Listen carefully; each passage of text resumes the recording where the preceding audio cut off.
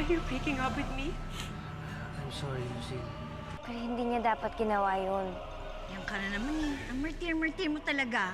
Sana ako na lang yung masaktan kaysa yung pamilya ko. Sino ba yung Fina na yan? Si Fina yung dati pang hinahanap ni Kuya Lindon. Si Fina ba tayong Lindon? Si Fina ang babaeng Lindon?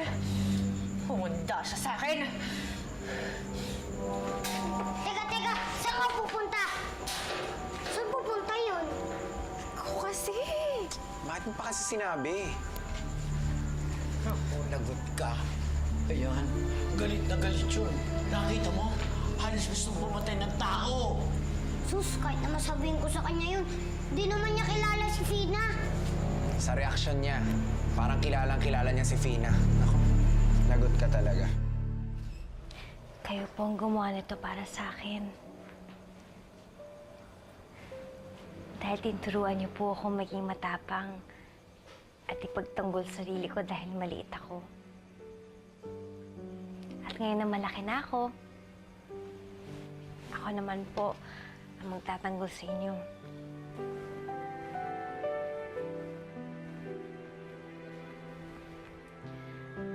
Dahil huwag kayong mag-alala.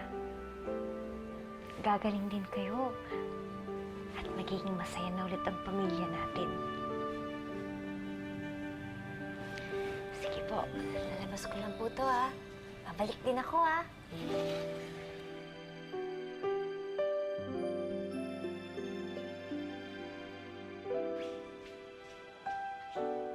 Gigi, may gamot ka ba para sa sakit ng ulo?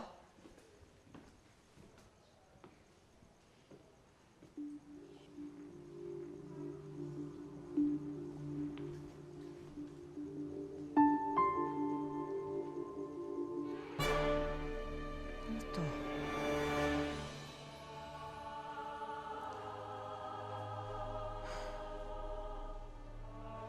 Alam ko to, ah.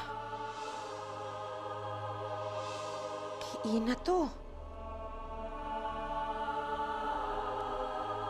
Nagdududa ako kay Elvin. Hindi pa rin ako kumbinsido sa katapatan niya sa atin.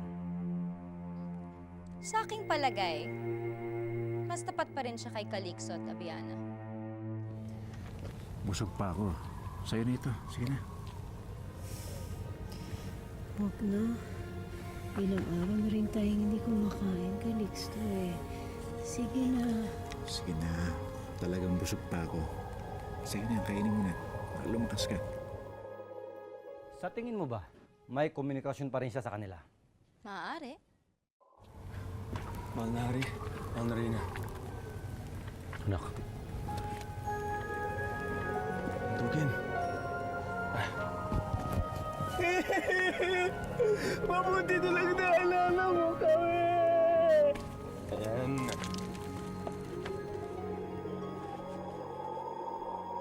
Kailangan bantayan natin maigi si Elvin. Bukas na bukas din ay ipasasara ko ang lagusan patungo sa gubat ng kadiliman.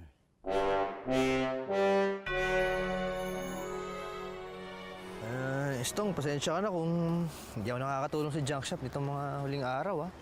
Ayos lang yun. Hindi nga bala talaga ako, eh. Siyempre, gusto ko naman masensyo yung junk shop. Dahil gusto ko mabigyan ng magandang buhay si Chloe. Tsaka isa pa, pangarap ko rin mabili yung luma namin bahay. Tsaka mali mo, pag asensado na tayo, tsaka ako makita si Fina. Eh di mas maganda yan, may pagmamalaki niya ako. Siya nga pala, kailan ba nagbukas yung junk shop dun sa kabilang kanto? Kasi alam mo, kailangan natin makaisip ng paraan para kahit pa paano Chicks, lumalapit sa atin. Hi, girls. Ikaw yung model ng blue collar, di ba? Siya nga yun. Ako pala ang kaibigan niya, si Estong. Hi. Estong. Mas gwapo ko pala sa personal. Napabili nga ako ng mga damit sa blue collar para sa boyfriend ko. Baka sakaling maging kamukha mo siya. Salamat sa suporta ninyo. Baka naman pwede kayo magpa-picture naman. O ba, nasa mo yung camera niyo? Ako na. Sige, ibig sabihin kasama ka, papakita ko sa boyfriend ko. Hindi, ako na kukuha sa inyo. Ako na? Okay na. Sige. Salamat. Sige.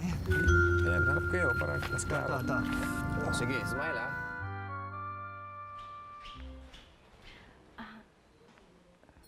Ano to? Paano nakuha ni Cardo to? Ano po? Nasaan ang babaeng yon? Malandi ka? Ha?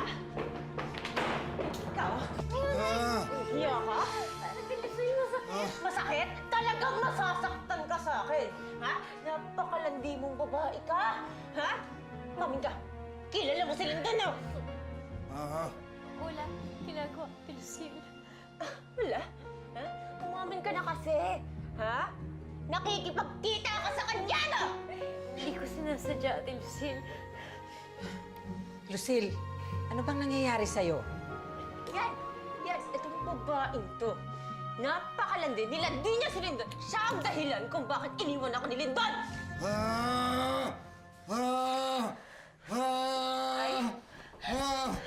Hoy! Bumalik ka nga rito!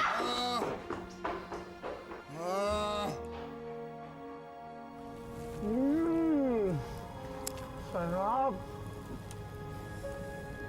Nalamnan na yung tiyan ko niyang napakasarap na pagkain. Ako sigurado mamaya, masarap na naman ang tulog ko. Ay, naku doon, Tuken. Gutom ka man o busog, palagi naman masarap ang tulog mo. Kumain ka na. Pasensya na kayo.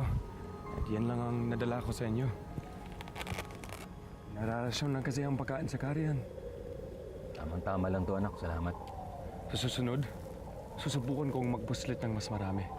At susubukan ko ring kumuha ng gamot para kay Reyna Apayana. Salamat, Ervin. Pero huwag ka na mag-aksaya ng panahon. Walang kahit na anong gamot na magiging lunas sa karamdaman ko. Saka sa kinukwento mo, Elvin, sa nangyayari sa Karian, hindi ka na dapat pupunta pa rito. Pag nahuli ka, tsak mapaparusahan ka rin. Nag-iingat naman po ako. Walang hiya talaga nila, Romera. Pakasamaan nila. Noon pa man, alam nating lahat na mangyayari ito. Oras na sila ang maupo sa trono. Ay, dumating na talaga ang sinasabi nilang madilim na panahon ng kaharian. Anong maaari nating gawin? Ikinalulungkot ko, Elvin. Wala tayong magagawa sa ngayon para baguhin ang sitwasyon. Haayanan lang natin na ganito? Gustuin man namin lumaban, wala kaming magawa dahil wala kaming kapangyarihan. Ako!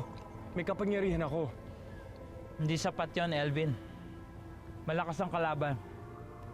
Ipagpatuloy mo lang ang ginagawa mo. Pagpatuloy mo ang pagmanman sa kanila.